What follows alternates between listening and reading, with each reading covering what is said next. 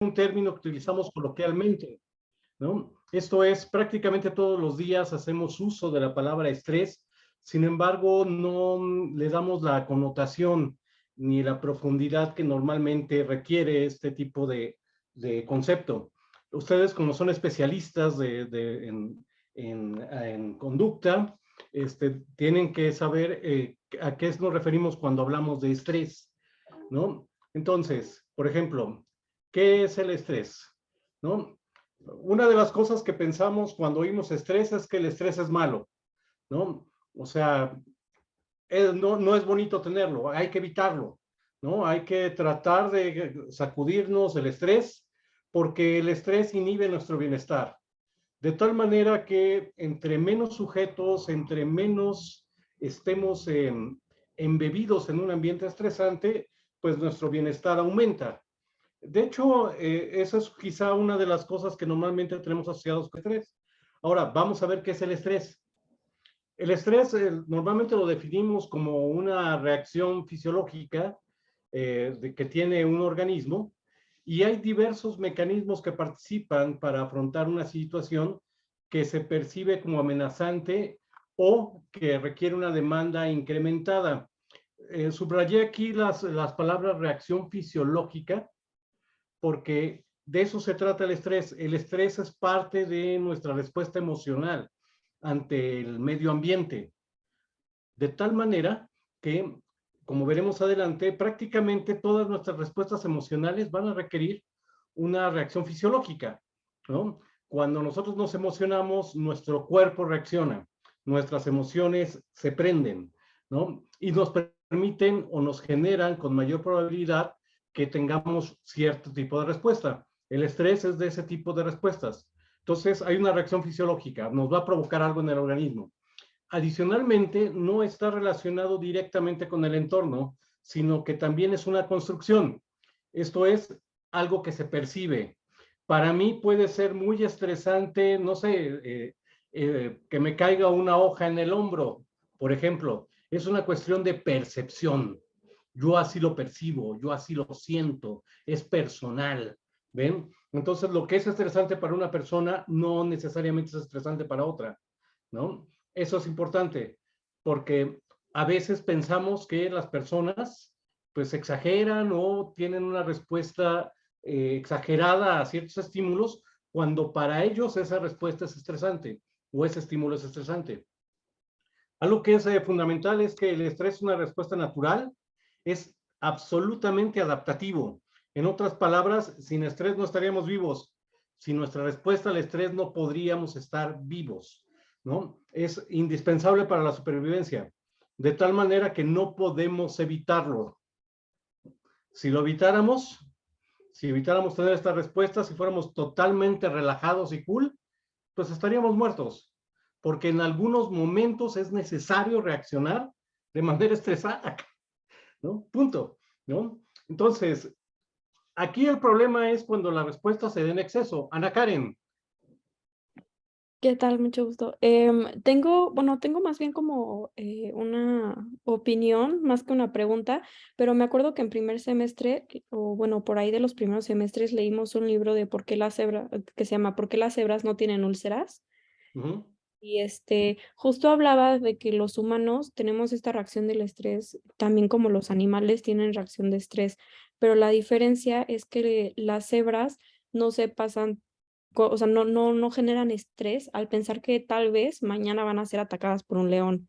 Y nosotros sí, desde el Así es, pensamiento, podemos estresarnos. Y así es como, es, ay, es que mañana yo tengo que entregar una tarea y no tengo una presentación súper importante y Dios mío, ay, que no lleve, y desde el pensamiento vamos generando ese estrés.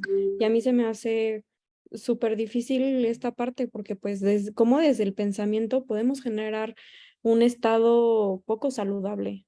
así es. No, sí, sí, te adelantaste como 15 diapositivas, pero ciertamente estás en lo correcto. Una de las cosas que ocurre o que acompaña al ser humano por tener su desarrollada capacidad cognitiva es que no solo reacciona a los estímulos que están en el entorno, también reacciona a los pensamientos que están en su mente y puede desarrollar una respuesta emocional a sus pensamientos. ¿sí? Entonces, tal cual, en nuestro caso, también nos podemos estresar, no solamente por lo que vivimos, por el volcán haciendo erupción, no, también nos estresamos porque no estudiamos para el examen, ¿no? Y voy a regresar a eso un poquito más adelante. Ahora, uno de los problemas que tenemos con esta respuesta es, como ocurre con muchas cosas, es cuando se da en exceso. Eso es, esta respuesta es absolutamente natural, adaptativa, necesaria, etcétera. El problema es el exceso, ¿no? O sea, cuando tenemos una sobrecarga en tensión, esto repercute directamente sobre el organismo. Y actualmente sabemos que el estrés es un factor desencadenante de varias patologías, varias enfermedades, varias anomalías que normalmente impiden que el cerebro esté, digamos, funcionando de manera adecuada. Entonces, una de las cosas que deben de saber es que existen varios tipos de estrés, ¿no? Para desempeñarnos de manera adecuada ante el entorno, existe una respuesta que se conoce como el eustrés, que es una activación necesaria para culminar con éxito una prueba o una situación complicada. Esta tensión, esta demanda, que además, esto es importante, el sujeto puede manejarla, ¿sí? Está capacitado o la demanda es suficientemente moderada o está dentro del rango de capacidades del sujeto para que la encuentre estimulante, es más, la disfruta, ¿no? Es necesaria para el desarrollo de la vida y el bienestar, se siente estimulado, excitado, ¿no? Adecuado.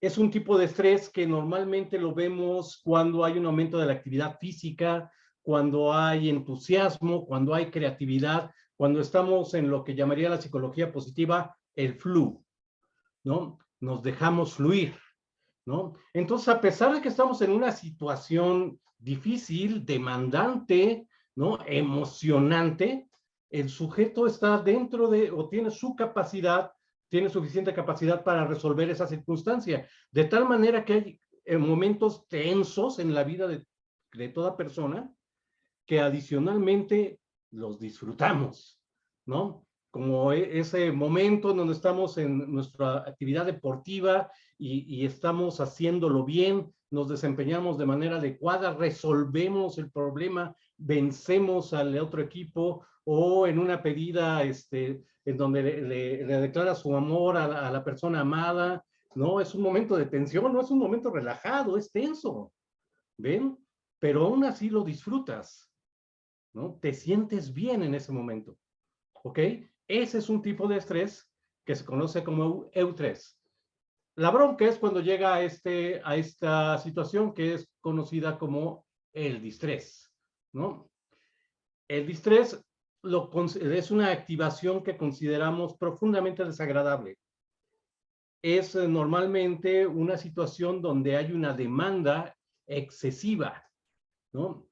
Hay un esfuerzo importante, provoca normalmente una respuesta inadecuada, excesiva, desregulada de una actividad psicofisiológica, subrayo psicofisiológica, porque implica que no solo hay una respuesta vegetativa, o sea, nuestro sistema fisiológico, nuestra respuesta simpática está activa, sino también nuestra actividad mental. Estamos saturados de pensamiento, estamos saturados de actividad mental, ¿no? Que puede comenzar a desorganizarse. Esto es, ya no tiene una secuencia lógica el pensamiento tal que el sujeto ya no puede ni organizar sus ideas de una manera clara para poder proceder, ¿no? Es dañino. Normalmente provoca sufrimiento y desgaste personal, ¿no? Se siente a nivel de los músculos, se siente a nivel de las emociones, se siente a nivel de los órganos, ¿sí? Y más adelante les voy a explicar por qué se siente a todos esos niveles. Normalmente se presenta cuando esta demanda ambiental sobrepasa la capacidad de respuesta del organismo. Esto es, a pesar de que yo tengo la capacidad de afrontar ciertas cantidades de estrés, ha sobrepasado mi capacidad. Ya no puedo. Está por encima de lo que yo puedo responder. ¿no? Ya sea por la intensidad del estímulo o por la duración del mismo. Llevo 3 meses en estrés. O sea, ya no puedo, ¿no? ¿Sí? Entonces, se da justamente en estas situaciones en donde hay una excesiva demanda ambiental que sobrepasa mi capacidad y se experimenta con profundo sufrimiento, con tensión, ¿no?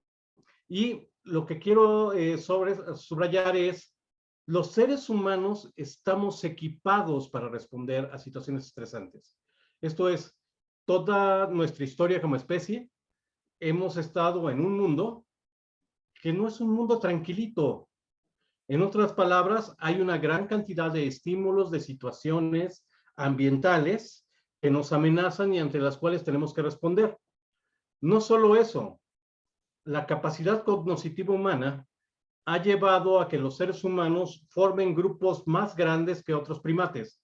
Esto es, todos los primates forman grupos, pero los seres humanos, gracias a su capacidad cognitiva ultra desarrollada, pueden formar grupos sociales mucho más grandes que cualquier otro primate. ¿Y qué creen? Las interacciones sociales en sí mismas son estresantes, ¿no? Si los chimpancés se estresan con grupos de 30, ¿no? O sea, imagínense estar lidiando con nuestros grupos sociales, con sus grupos de TikTok, ¿no? Con sus seguidores de Instagram, o sea, hay una respuesta fisiológica a ello, ¿no? Entonces, nosotros estamos equipados para responder al estrés. ¿A qué estrés podemos responder y cómo respondemos a él? Respondemos con esta estructura. Esta estructura es la amígdala. Está situada en un lugar del cerebro que se conoce como el diencéfalo. Esa estructura es profundamente antigua. Esto es, ya existía desde tiempos remotos. Los dinosaurios ya tenían, no, bueno, estos no, otros dinosaurios, ya teníamos esa estructura desde la época de los dinosaurios. ¿Ven? Entonces, ¿qué quiere decir eso? Que ya desde los dinosaurios se podían estresar los dinosaurios. Y gracias a esta estructura ya tenían cierta capacidad de tener emociones básicas. ¿Qué ocurre en una respuesta al estrés? Pues se activa una estructura que se conoce como el hipotálamo lateral, que está más o menos por aquí donde está mi señalador láser, que provoca la activación simpática. ¿Qué es eso? ¿A qué se refiere este asunto de la activación simpática? Déjenme, se las presento. Es esta, ¿no? El sistema nervioso simpático, que ven aquí, ¿no? Permite, cuando estamos en una situación emocional, prácticamente todas las emociones van a activar nuestro sistema nervioso simpático, sin importar qué emoción sea, ya sea que tengamos miedo, ¿no? O que estemos enojados, o que estemos contentos, alegres, o que estemos, digamos, ¿cómo decirlo? Estimulados sexualmente, ¿no? Todo pasa por el sistema nervioso simpático. ¿Qué es lo que pasa cuando hay una activación simpática que también ocurre en el estrés? Se dilata la pupila. Nuestra pupila se dilata, se abre, ¿no? Esto permite que entre más luz y que podamos distinguir con mayor claridad y mayor definición cualquier objeto. Entonces, en una situación emocional, principalmente en una de estrés, en donde es importante distinguir si lo que estamos viendo es peligroso o no, es importante que nuestra visión esté muy, muy activa. Inhibe la salivación. Prácticamente todas las respuestas relacionadas con el sistema gástrico se van a inhibir, todas, ¿no? Entonces, empezando desde la salivación, que es el primer paso de la deglución. Entonces, se inhibe la salivación y todo lo que tenga que ver con llevar sangre oxigenada a los músculos, que van a ser, sin duda, los principales efectores de una respuesta emocional. En otras palabras, si yo tengo que huir, si yo tengo que luchar, si yo tengo que escapar, ¿no? Si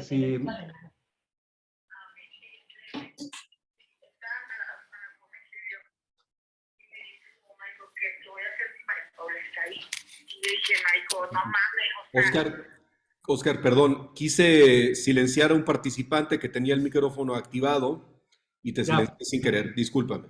No te apures. Entonces, una de las cosas que va a ocurrir, entonces, es que mi respiración tiene que cambiar. No sé si lo han notado, pero una persona cuando está emocionada puede cambiar su respiración. A ver, acuérdense cuando le dijeron a su papá que chocaron el coche. ¿A poco no? Su papá estaba así como... hasta bufaba, ¿no? ¿Sí? O cuando está, imagínense a la chica de Scream huyendo del cuate con el cuchillo largo, ¿no? Estaba... Todos estos son actividades simpáticas que estimulan la entrada de oxígeno que llega a los pulmones y aumenta el flujo sanguíneo que llega al corazón. Entonces el corazón tiene que latir más rápido. ¿Se han asustado alguna vez? ¿Han sentido su corazón latiendo rápido? Pues es básicamente una respuesta simpática. ¿Para qué late más rápido? Para mandar ese oxígeno de los pulmones a los músculos. Porque si alguien va a luchar, si va a correr, van a ser los músculos de piernas y brazos, ¿no? Otra de las cosas que va a ocurrir es que se estimula la producción de glucosa. La glucosa es nuestro combustible. Todo aquello que requiere esfuerzo requiere de glucosa para producir moléculas de alta energía como el ATP. Si yo voy a correr, si yo voy a luchar, voy a gastar mucha energía, ¿no? Tal que necesito mucha glucosa. Se libera un montón de glucosa en el torrente sanguíneo. ¿Ok? De hecho, de ahí viene esa idea rara de que una persona se puede volver diabético de un susto, ¿no? No se puede volver diabético de un susto. No hay manera. Esa persona ya era diabética, pero si le vera más glucosa entra en crisis, ¿no? Entonces, ahí fue cuando se lo notaron, pero ya llevaba bastante tiempo siendo diabético, por lo menos unos 6 meses, ¿ok? Entonces, también se secreta adrenalina. Es una de las moléculas también más traídas y llevadas de la historia, porque en situaciones emocionales se secreta adrenalina. ¿Por qué? Porque la adrenalina me permite hacer Hulk por unos minutos. Cuando la adrenalina llega a los músculos, estimula el metabolismo de la glucosa, tanto que el músculo se vuelve más resistente, se activa durante más tiempo y con más fuerza, tal que una persona en una situación de estrés, en una situación de ansiedad, en una situación motivacional, y eso también es importante, un eustrés produce un estado motivacional de fuerza. En otras palabras, si yo tengo un deportista y le estoy entrenando, si llega como la selección mexicana con los brazos caídos, ya con el partido perdido, hasta juegan peor. Un sujeto en un estrés adecuado libera adrenalina y es más resistente, más fuerte, ¿sí? Pelea más, es más rudo, ¿ok? Entonces el estado motivacional es fundamental. Una respuesta de estrés moderado, controlado, permite que el sujeto se desempeñe mejor que él mismo en un estado no motivacional. Entonces, eso es muy importante. Ahora, también se inhibe la digestión. Si el sujeto se estaba echando sus tacos de carnitas o estaba disfrutando de la digestión de su comida, olvídenlo, la digestión se detiene de trancazo, ¿no? Cero digestión. Entonces el sujeto puede tener un mal gástrico, puede incluso hasta darle diarrea, ¿no? O puede vomitar asociado a la respuesta emocional, ¿no?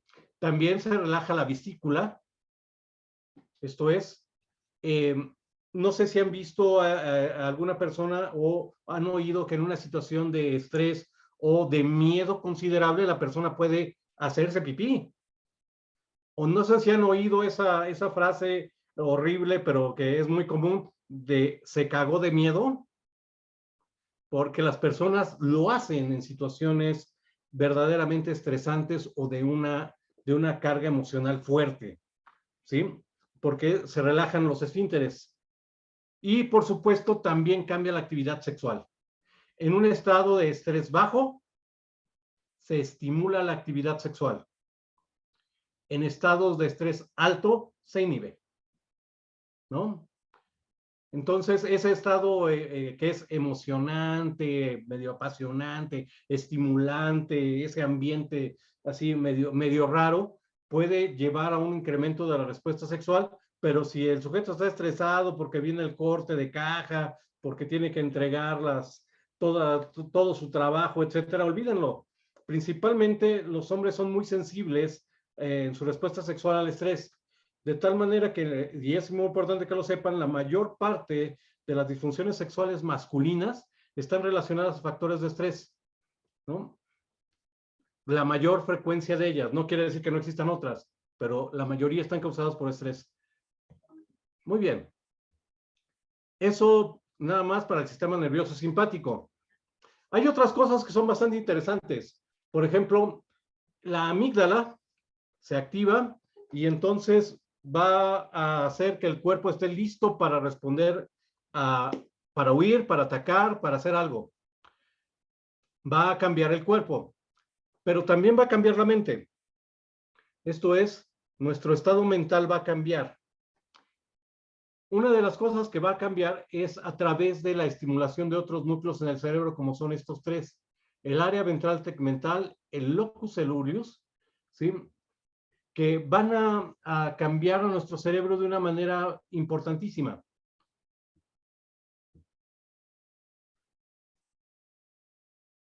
Este que ven aquí, a ver, vamos a este. Por aquí está el locus coeruleus. Ah, no, acá está. Este es el locus coeruleus. Aquí. El locus coeruleus es nuestro principal núcleo adrenérgico del cerebro.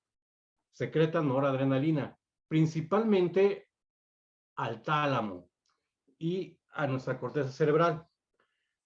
Ustedes seguramente han oído este dicho de sentir la adrenalina. Normalmente la adrenalina se siente del nabo, ¿no? O sea, no es algo disfrutable. La sensación es una sensación de alertamiento tenso. Incrementa nuestra alerta, incrementa nuestro despertar. Si estabas medio dormido, te despiertas, ¿no? Tal cual, así. Ese está básicamente ahí para incrementar nuestra atención, nuestro alertamiento de una manera tensa. Es una de sus funciones básicas. También se va a activar el sistema adrenérgico que está acá. Hay varios, pero el que se va a activar es particularmente el que va a la corteza prefrontal, ¿sí? En situaciones de estrés moderado, esto va a provocar que el sujeto tenga una mayor capacidad para pensar en posibles soluciones.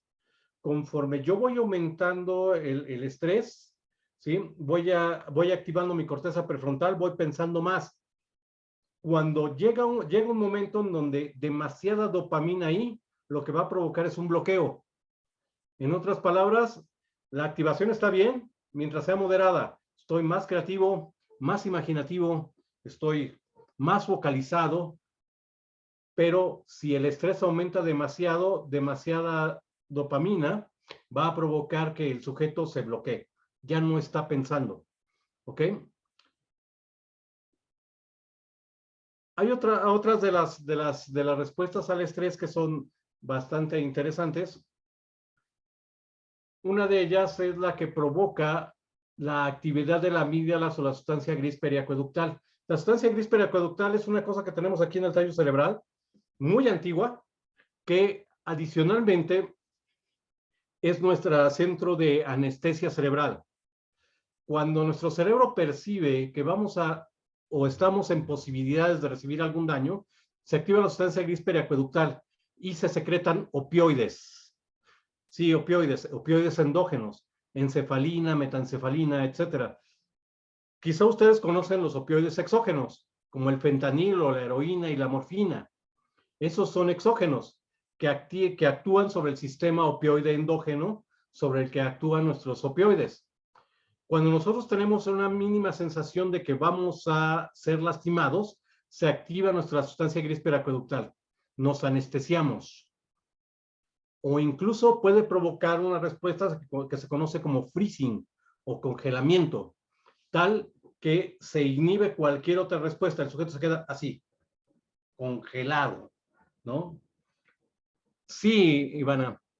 Tengo una pregunta. Esto que dices de los opioides, ¿es por eso que las personas, bueno, en Estados Unidos como que los opioides es la droga como que más común a la cual las personas son más adictas, bueno, adictivas?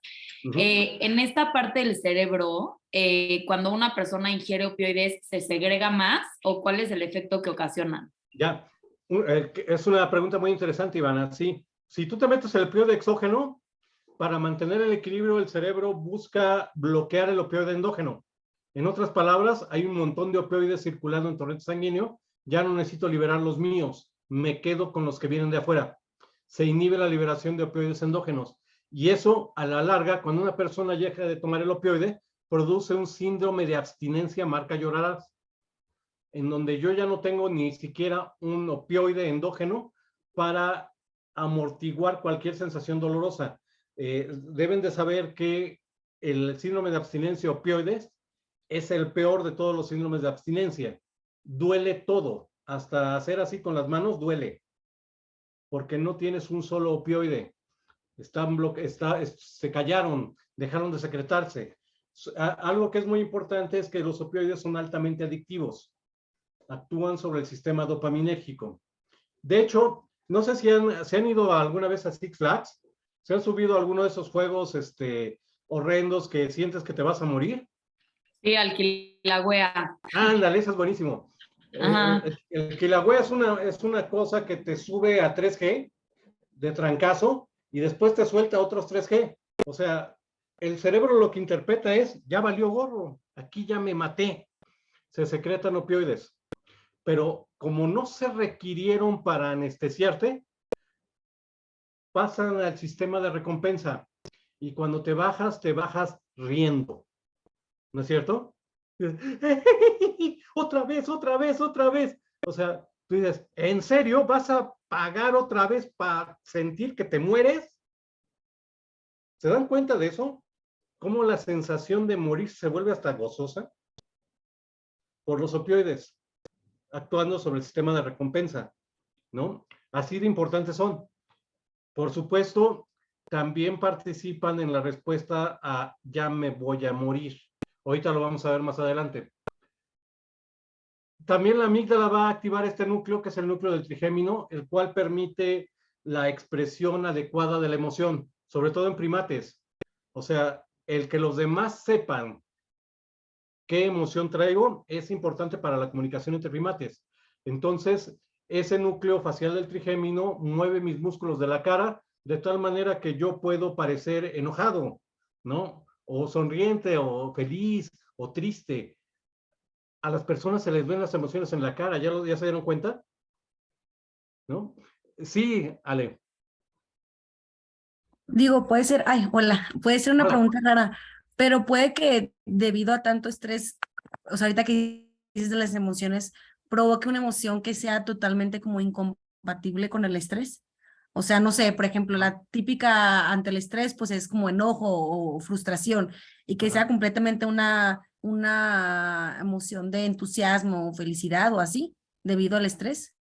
Ya, en algunos casos, pero ya estamos hablando de alguien que está entrando a una fase maníaca, por ejemplo, ¿no? Que podría tener un exceso de entusiasmo, exceso de energía, etcétera, pero ese ya se brincó la barda, ya no está estresado, ya está maníaco, ¿no? Entonces, pasa, ¿eh? Y déjenme les digo que el estrés básicamente va a desencadenar una gran cantidad de respuestas como esas. Hay otro, esta es muy importante. La amígdala, estimulando al núcleo paraventricular del hipotálamo, va a provocar la liberación de dos cosas: la hormona adenocorticotrópica y el cortisol. La hormona adenocorticotrópica va a liberar adrenalina de las glándulas adrenales que se encuentran básicamente arriba de nuestros riñones. Va a haber adrenalina circulando en nuestro torrente sanguíneo. Esa adrenalina es diferente a la adrenalina del cerebro, ¿sí? La adrenalina que se libera en sangre funciona como hormona. La adrenalina, que es neurotransmisor, se libera directamente en la sinapsis del cerebro y no se comunican una con otra, ¿eh? Esa adrenalina que se libera en sangre no llega al cerebro. También se libera cortisol, que es como la marca registrada del estrés. El cortisol permite que el músculo o los músculos tengan toda la energía posible, incrementa la energía, pero a un alto costo. Una de las cosas que hace el cortisol es inhibir al sistema inmune. En una respuesta del estrés, pues básicamente se apaga todo lo que no es necesario, la digestión, el sistema inmune. Si sobrevives, ya lo activarás.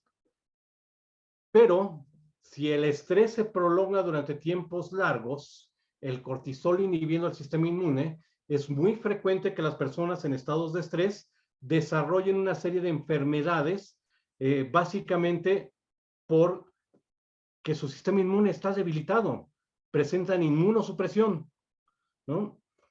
También se observa esto en casos de depresivos y tal cual la inhibición del sistema inmune puede ser tan grave que puede llegarse a confundirse con seropositivos.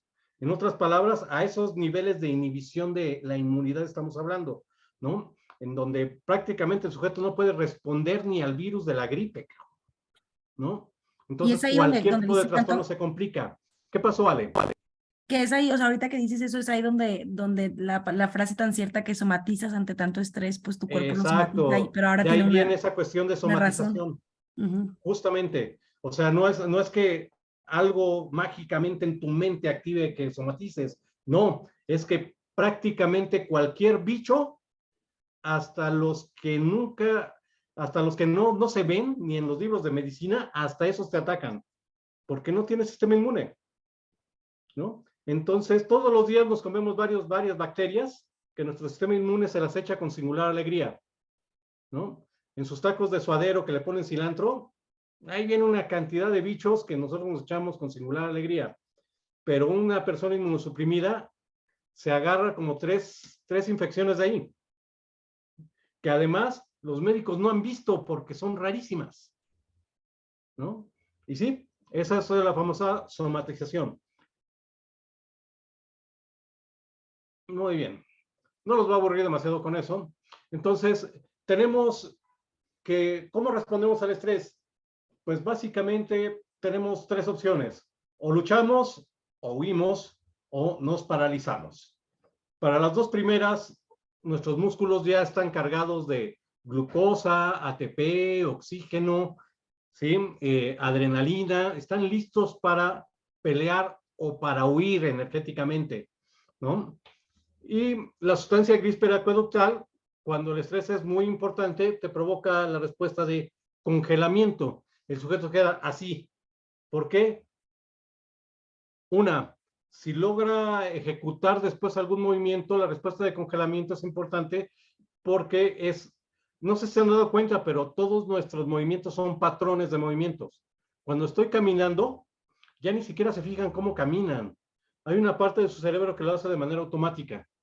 Congelar el movimiento y en ese momento que algo estresante ocurrió, yo me congelo, cancelo el patrón de movimiento y el siguiente patrón de movimiento que voy a hacer es quizá mi respuesta de huida o algo que esquive o algún peligro, ¿no? Pero primero tengo que bloquear el patrón de movimiento automatizado que ya traigo. Eso es bien común, prácticamente lo hacemos todos los días. Pero puedo quedarme en ese freezing, puedo quedarme así, congelado. No sé si les pasó en el último temblor, es bien frecuente ver gente congelada en los terremotos, ¿no? O sea, tal cual se quedan así de, oye, hay que salir, y se queda así, ¿no? ¿Cómo no, a pesar de que todos sabemos que puede ser peligroso, que hay que evacuar, etcétera, el sujeto no puede dar una respuesta adecuada a ese entorno, parecería que no es adaptativo, ¿no? Déjenme les presento algunos ejemplos de ello.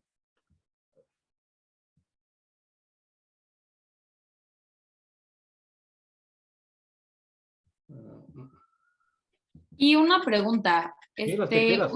¿usted considera que el estrés detona ansiedad o la ansiedad detona el estrés? Qué buena pregunta. Es el estrés detona ansiedad. ¿El estrés detona ansiedad? Así es. O sea, y si es una persona que ya sufre de ansiedad generalizada o ansiedad, o sea, no más Y ya propensa. después tienes una persona en un trastorno de ansiedad en donde su respuesta al estrés es así. O sea, no le puedes mover el entorno porque de plano ya no reacciona. Entonces, tal cual, ya una persona en un trastorno de ansiedad, básicamente su respuesta al estrés es mínima, absolutamente mínima. A ver, no sé si... Gracias. No, de nada. A ver, quiero pasarles un video. A ver si se deja.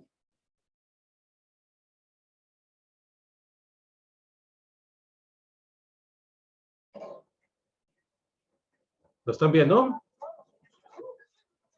No, Oscar, se me hace que falta que le des compartir. Ah, ok, cierto, sí. Permítanme.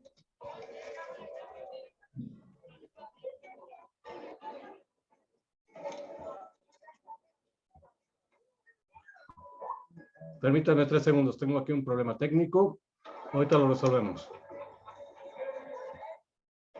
Entonces, compartir video. Yo sabía hacer eso. O dale compartir toda la pantalla, si no te molesta. Ajá. Ahí ya lo... A ver.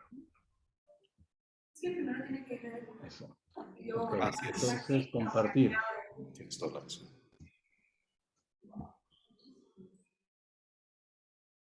¿Están viendo el video? Ya se ve.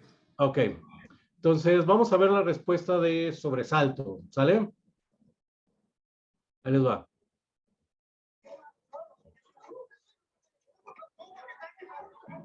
¿Vieron cómo saltó?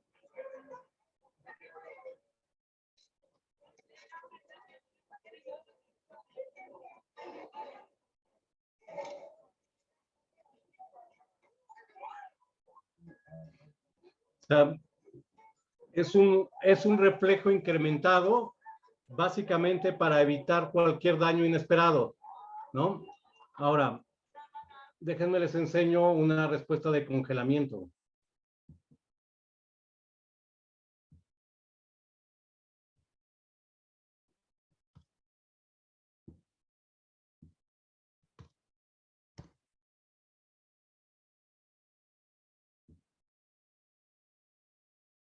¿Se lo ven? Sí, ya se ve.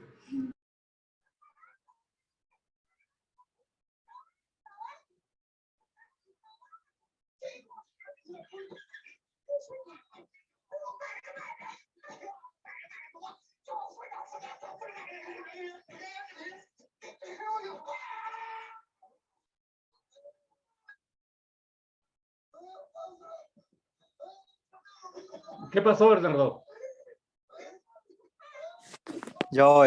Buenas tardes. Yo tengo una pregunta sobre justamente, a mí sí me tocó en una ocasión ver a una señora que debido a la gran cantidad de estrés y cosas que hacer, estaba en un tráfico que le acaban de chocar así, simplemente se salió del coche y se quedó totalmente petrificada, o sea, no se movía como si estuviera congelada, ¿no?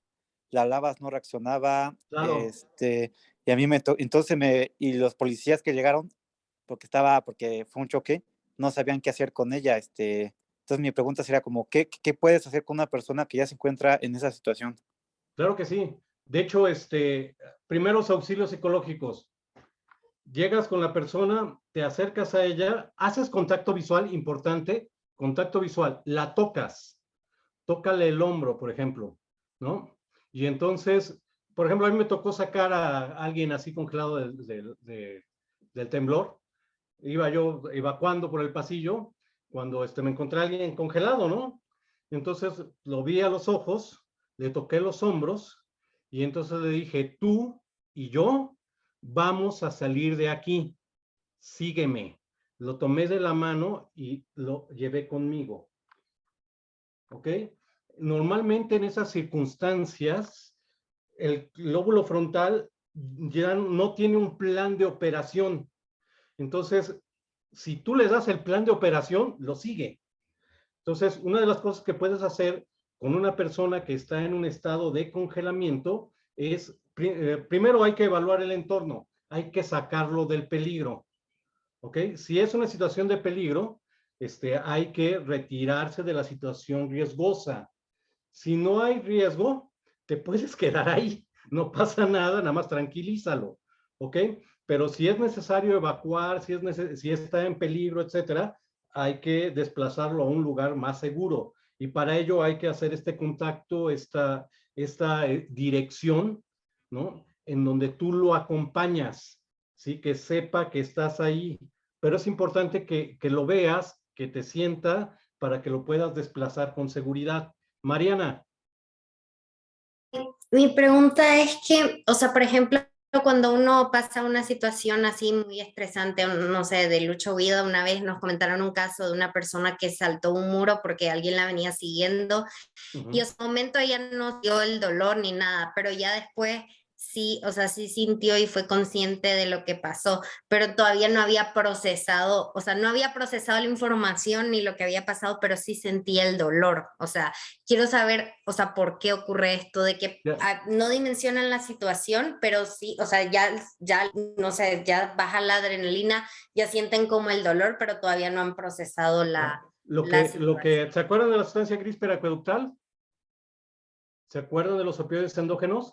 Cuando estamos en una situación de estrés, se liberan esos opioides. Tal que yo puedo, por ejemplo, si me lesiono, puedo seguir corriendo con una lesión.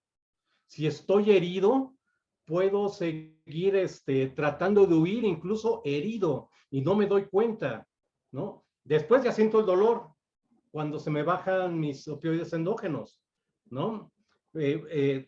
Tal cual, no es la adrenalina, son los opioides endógenos, ¿ok? Entonces, en una situación de estrés, esa liberación me permite seguir huyendo a pesar de que yo estoy herido, ¿no? Ya después siento todo el peso de la herida, todo el peso de la lesión, ¿no? Incluso duele menos que el momento en que me la hice, pero cuando estoy lleno de opioides endógenos, no siento dolor, ¿sí? Se puede bloquear el dolor, ¿sí? Gracias. Órale. Aquí es, esto es lo que veníamos platicando desde el inicio de la plática, ¿no? Uno de los graves problemas del ser humano es que se volvió demasiado inteligente. Entonces ya no solo reacciona al entorno, reacciona a sus propios pensamientos, tal que actualmente nosotros vivimos una gran cantidad de eventos sociales como de vida o muerte. En otras palabras, si ustedes no entregan la tarea y les ponen 5 en una unidad, o es más, si los reprueban en toda la materia, es más, si los expulsan de la universidad, ¿qué creen? No se van a morir. ¿Ya se dieron cuenta de eso? Pero uno experimenta esa tensión, ese miedo, esa angustia, como algo de, o sea, voy a reprobar el examen, sí, pero no te vas a morir, voy a salir, me van a expulsar de la universidad. No vas a morir, ¿no? Sin embargo, nuestro cerebro, todo complejo, ¿no? Muy inteligente, se da cuenta que esto tiene repercusiones a largo plazo. Uno de los problemas del cerebro evolucionado es que puede ver hacia el futuro. Entonces imaginamos situaciones del futuro que todavía no están ahí, pero ya nos están preocupando, ¿no? Tal que prácticamente vivimos una gran cantidad de nuestros eventos cotidianos como si nos fueran a costar la vida, ¿no es cierto? Y eso es básicamente un problema en el sentido de que tenemos que darle la ponderación adecuada a nuestros eventos de vida. En otras palabras, yo no les digo que no estudien para el examen porque no se van a morir. O sea, pero tal cual, o sea, hay un peso, hay una cierta preocupación que yo debo de tener ante los eventos de la vida. Cuando pierdo esa capacidad, ¿sí? Que prácticamente si no está el tenedor en su lugar adecuado, ya me estoy estresando, pues ahí estamos en un problema, ¿no? ¿Y cuándo consideras que ya el estrés se vuelve algo patológico? Justamente vamos a hablar de eso. hay diferencias individuales. En otras palabras, cada persona maneja el estrés de manera diferente. Adicionalmente, deben de saberlo, nuestro sistema adrenérgico, este que nos permite estresarnos, ¿sí? Es diferente en cada persona. De tal manera que hay personas que ya nacieron más estresaditas que otras, o más propensas a la ansiedad que otras, ¿sí? No sé si han oído sobre factores genéticos asociados a la ansiedad. Pues eso es hereditario. Y no nos heredan la ansiedad, lo que nos heredan es una forma de funcionamiento del sistema adrenérgico. Receptores más sensibles, una mayor cantidad de receptores, etcétera. Y eso es lo que heredamos, que al interactuar con nuestro entorno nos da un precioso trastorno de ansiedad. Ahora, esas diferencias individuales, perdón, Isabela. Hola, doctor, mucho gusto. Una disculpa. Hola. Es que yo me quedé un poquito en el tema de atrás, de Sí. que no podemos, no se nos puede caer el mundo, por ejemplo, por los exámenes o así. Mi pregunta aquí más bien sería si existe algún tipo de técnica como para jerarquizar el estrés o las situaciones estresantes. Porque sí creo que es difícil aprender a diferenciar entre una y otra, y como estamos platicando, pues es una reacción fisiológica, Claro. básicamente. Entonces, se siente lo mismo que te esté persiguiendo un tigre a que tengas una entrega el día de mañana. Claro, sí, sí, tal cual. Si te está persiguiendo el tigre, pues sí, corro, ¿no? O sea, eso sería muy adaptativo. Sí, sí, por supuesto que existen maneras de equilibrar la vida, de ponderar la relevancia de los estímulos. Se llama psicoterapia, ¿no? O sea, hay que entrarle, ¿no? Hay que rebotar justamente este universo de emociones que tenemos con el otro para que nos dé o nos refleje justamente esa relevancia, ¿no? A veces nos damos cuenta de que estamos exagerando, que estamos ponderando con una mayor relevancia cosas que pues, de plano solo nos impiden ser felices, ¿no?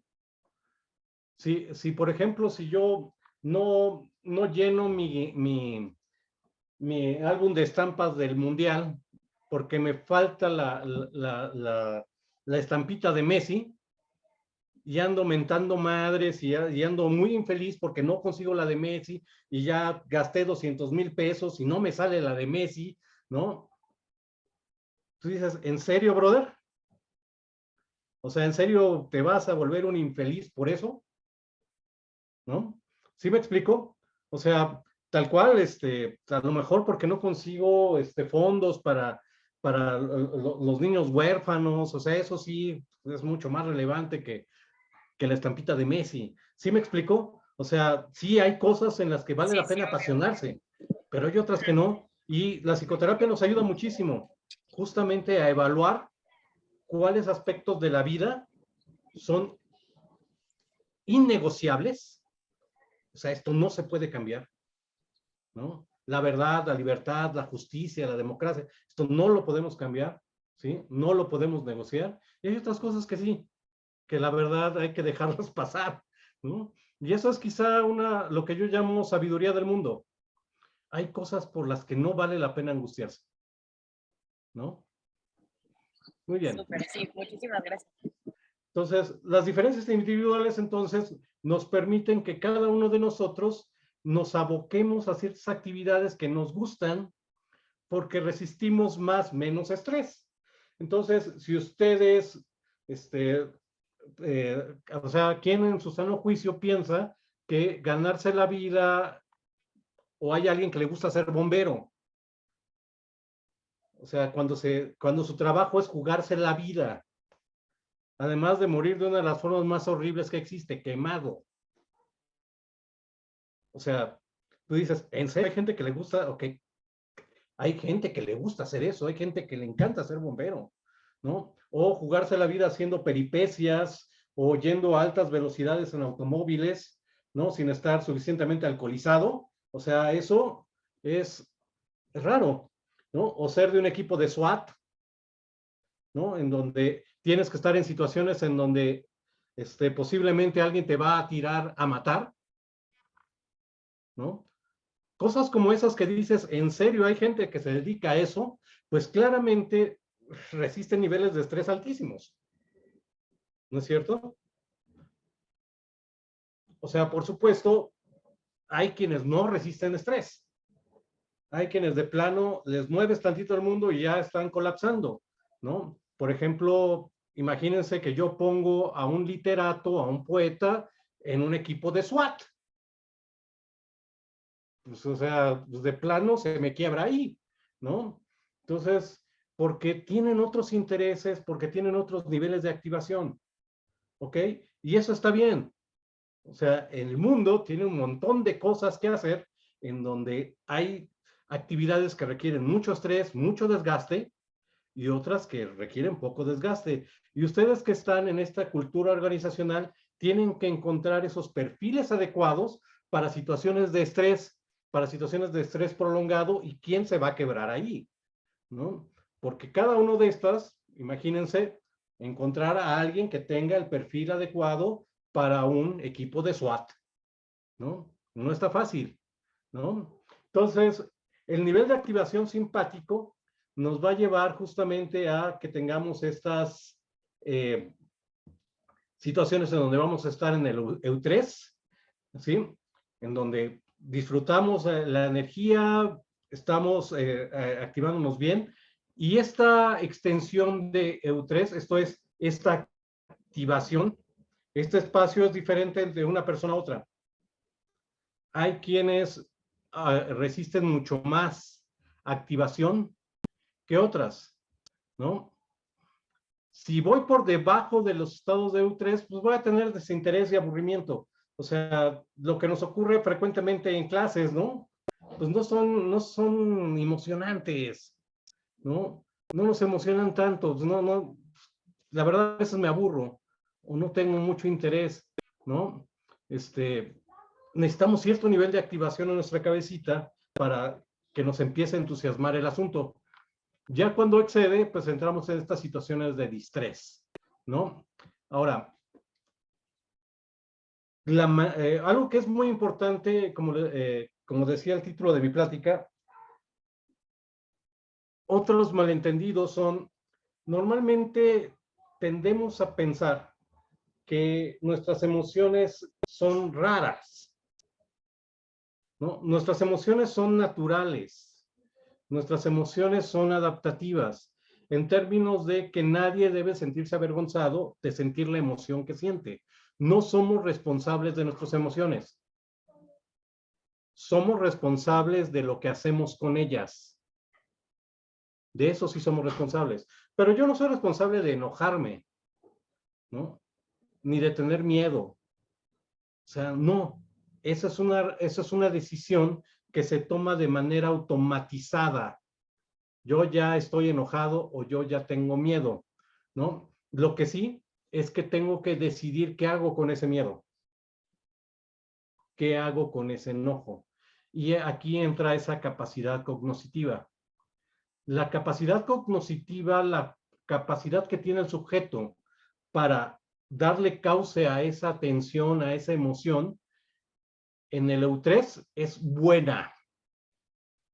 Conforme va aumentando la demanda tensional, va también disminuyendo la capacidad cognoscitiva hasta que llega al distrés, en donde se convierte en 0, ¿no?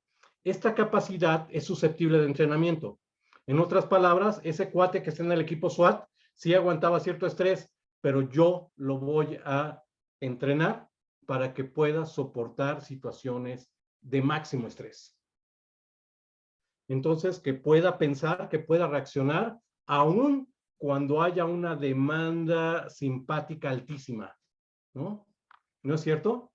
O ese cirujano que ya entró su paciente en paro cardíaco y él tiene que actuar rápida, certera y calmadamente para salvarlo.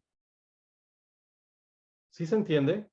O sea, lograr esa capacidad de reacción en tensión se entrena, se puede entrenar. ¿Ok? Por supuesto, hay sujetos más entrenables que otros, ¿no? Ya los que aguantaban suficiente estrés son buenos candidatos.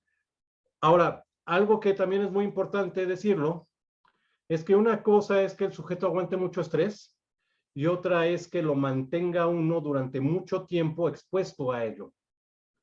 No hay sujeto, ¿sí?, por muy entrenado que esté, que aguante largos periodos de estrés. Lo quemas, lo acabas, ¿no? Lo enloqueces. O sea, no hay manera de que aguante durante mucho tiempo esos periodos. Entonces, mucho cuidado porque también se puede quemar al sujeto, lo que normalmente en la cultura organizacional se llama como burnout, ¿no es cierto? O sea, sí, me responde, entrega todo, aguanta la negociación agresiva, pero maestro, dale vacaciones, ¿no? O sea, no puede estar así todo el tiempo. Lo acabas, lo quemas, ¿no? Entonces hay una resistencia limitada al estrés, ¿no? Por encima de esa capacidad limitada, cuando yo excedo la capacidad del individuo, lo que queda es pánico. O sea, sálvese quien pueda, de tal manera que ya no hay capacidad cognoscitiva. El sujeto es exactamente lo mismo que un toro de Pamplona. Entonces, si entra en pánico, aplasta a los demás, ¿no? Literalmente.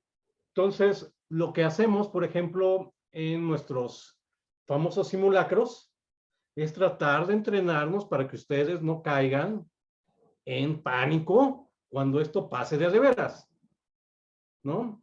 O sea, es como el entrenamiento civil para la situación de qué pasaría, imagínate, si hay un terremoto, y además a nosotros nos los simulacros increíbles, ¿no? Hay alerta sísmica y después viene el terremoto, todos los 19, ¿no? Entonces, tal cual, es un entrenamiento. Yo puedo entrenar a una persona en una situación de tensión extrema, un negociador o un elemento del equipo SWAT, y recuerden, si el sujeto está en estrés por periodos prolongados de tiempo, se cae, ¿no? O sea, tal cual. No importa que sea el sujeto más talentoso que tengan, más capacitado, si ha estado en estrés prolongado y ese estrés supera su capacidad, pierde también sus otras capacidades, ¿sí? Su destreza, su habilidad, ¡pum!, caen. Entonces, muy importante, porque una persona en estrés no quiere decir que sea ineficiente, quiere decir que ya no está operando, ya no es operativo, ¿ok? Recuerden que el estrés es desencadenante de prácticamente todos los trastornos mentales. En otras palabras, una de las cosas que sabemos de la clínica es que si algo detonó un trastorno mental, pues está relacionado particularmente con algún fenómeno estresante o con una carga de estrés prolongada a lo largo del tiempo. No importa el trastorno que sea, cada quien expone la patología con la cual tenga una mayor capacidad genética, de tal manera que a mí me estresan y me deprimo, o a alguien más lo estresan y desarrolla su trastorno de ansiedad, otro se psicotiza y otro ingiere sustancias. Depende de lo que traigas, pero el estrés es como el estimulante desencadenante de todo esto, ¿no? Entonces, tal cual no es algo que surja del sujeto, ¿no? El estrés presiona a que salga eso. Entonces, si no, véanlo, si a ustedes les interesa la clínica, pueden ver que después, o antes, perdón, antes de que persista algún tipo de quiebre, normalmente existió una situación estresante del sujeto. Se peleó con el marido, hubo un divorcio, lo corrieron del trabajo, o sea, una situación que desencadenó, una situación de estrés que desencadenó lo que ya se estaba forjando. Muy bien. Pues esto es lo que tenía preparado. Si tienen alguna duda, pregunta o chiste colorado que quieran contar, pues adelante, ¿eh?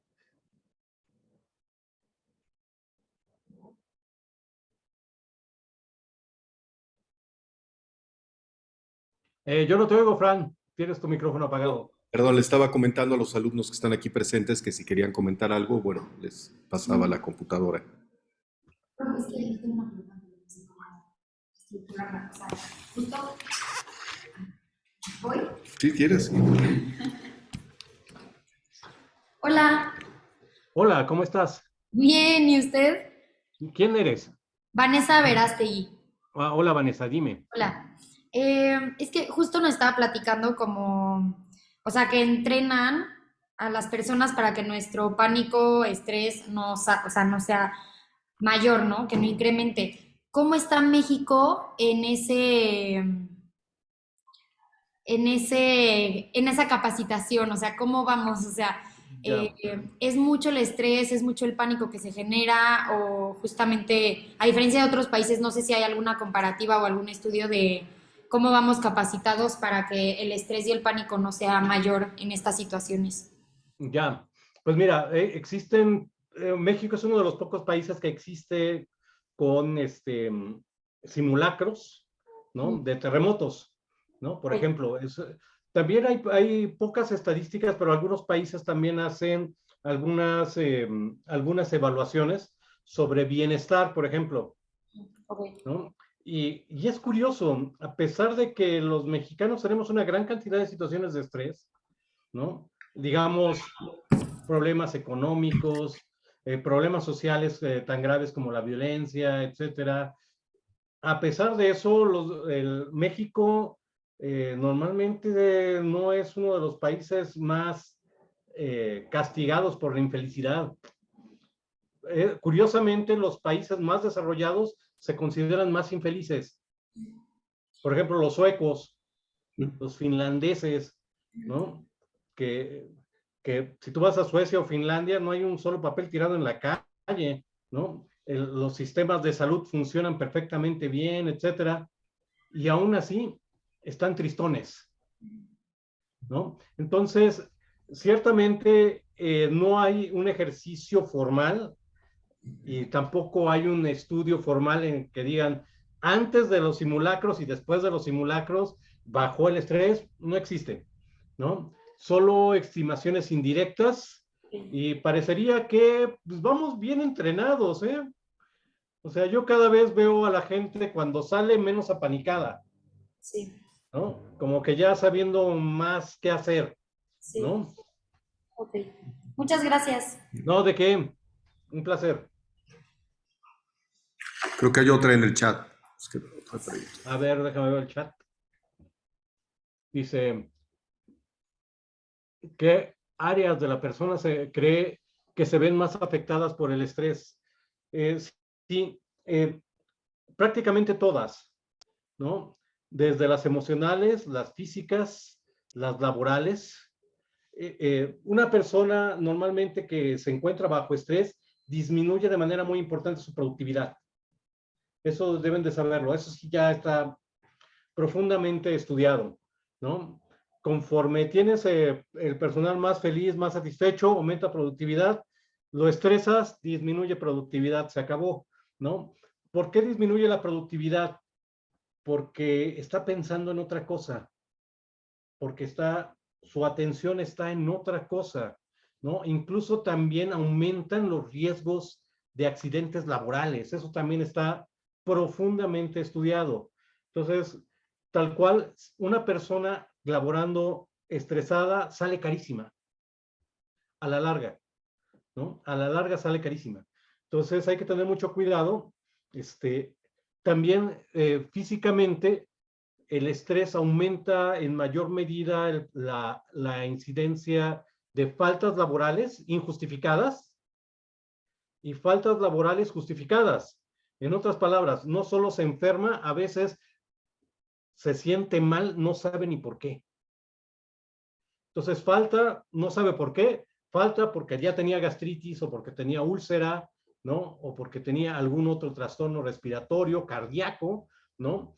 Es un factor de riesgo muy importante para trastornos digestivos, para trastornos cardiovasculares y cerebrovasculares. En otras palabras, las personas que les dan infartos al miocardio, no me hagan caso, véanos ustedes si conocen a alguien, no son personas tranquilitas, son personas bastante estresadas, ¿no? O alguien que tiene un accidente cerebrovascular, pregunten cómo era enojón, berrinchudo, ¿no?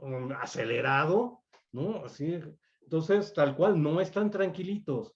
Entonces, aumenta también de manera muy importante, disminuye la esperanza de vida.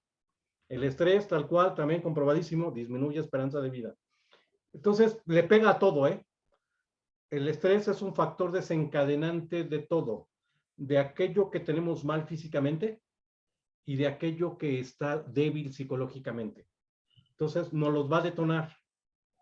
Otra vez, depende de quién estemos hablando. Hay quien aguanta mucho estrés, hay quien de plano no aguanta nada. En esos casos habrá que conocerse para exponerse o protegerse del estrés. Voy para allá. Si quieres, mira. Ay, hola, buenas tardes. ¿Cómo estás? Bien, gracias. Una pregunta. Hace ratito que mencionaba de la parte genética de lo que se transmite de padres a hijos y así. A mí me surgió la duda, bueno, yo había escuchado que cuando nace un bebé, por ejemplo, es como el primer momento estresante que tiene el ser humano, ¿no? Dependiendo de si nace por parto o vía cesárea o así, ¿no? ¿Cómo enfrenta ese momento? Pero o sea, tengo duda de cómo funciona esta parte que nos dice de que se transmite. O sea, por ejemplo, si el papá o la mamá solían estresarse mucho, ya se lo transmiten al hijo, y si, por ejemplo, yo me estreso fácilmente, ¿también lo transmito yo o cómo funciona eso? Sí, más bien la respuesta al estrés. O sea, este sistema adrenérgico, este sistema simpático, suele ser mucho más susceptible en unas personas que en otras. Eso es lo que transmitimos. O sea, no podemos decirle al sujeto cómo va a reaccionar al estrés, pero sí le podemos transmitir nuestra genética, cómo funciona nuestro cerebro. Tú pareces más a tu abuelo que a tus padres, ¿no? Normalmente tú traes los genes de tus abuelos. Entonces observa a tus abuelos y ves si te pareces en su carácter, ¿no? Eso, durante mucho tiempo no se sabía por qué había familias que tenían ciertos rasgos depresivos que estaban en la familia, ¿no? Y todos eran chillones, ¿no? Y había tal cual los que eran medio ansiosos y todos eran acelerados, medio enojones, etcétera. Nadie sabía cómo ocurría eso. Actualmente sabemos que eso que transmitimos genéticamente es el funcionamiento de nuestro sistema nervioso. No hay genes para la depresión, no hay genes para la ansiedad, no hay esos genes, no existen. Lo que transmitimos es un receptor de adrenalina o un receptor de dopamina o un receptor de serotonina que es característico de nuestras familias. Y eso hace que nuestro sistema funcione como le funcionaba a nuestro abuelito, ¿no? Entonces así es como transmitimos esos rasgos, ¿no? Por eso nos parecemos, no solo en la forma de nuestra nariz o nuestros ojos, también nos parecemos en la forma en cómo reaccionamos al mundo, ¿no? Entonces eso nos hace más resistentes o menos resistentes al entorno, ¿no? Tal cual, pero esa es la forma en cómo lo transmitimos, ¿no? Ok, muchas gracias. No, pero ¿de qué?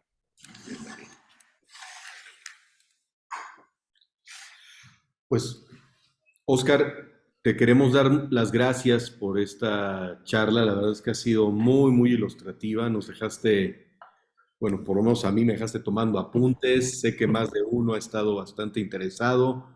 Yo creo que nos introduces muy bien a este mundo, a este tema del estrés en relación con la salud laboral.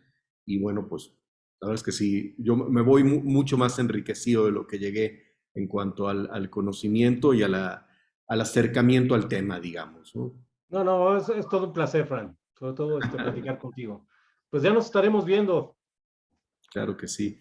Pues a nombre de todo el grupo y de la universidad te damos las gracias, Oscar, por habernos regalado. Muchas gracias, grupo. Pórtense mal, cuídense mucho.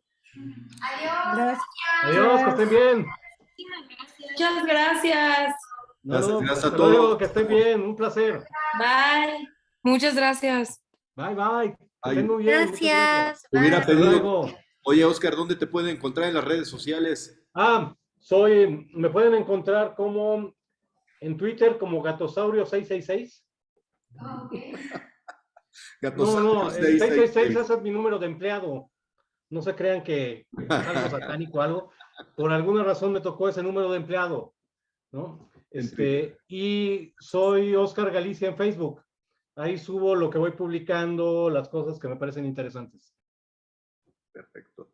Aquí tomo nota y ahorita se los pongo en el chat también para que los Órale. vean. Perfecto. Un abrazo, Frank. Cuídate mucho. Muchas gracias, Oscar. Nos vemos pronto. Hasta luego. Vale. Bye.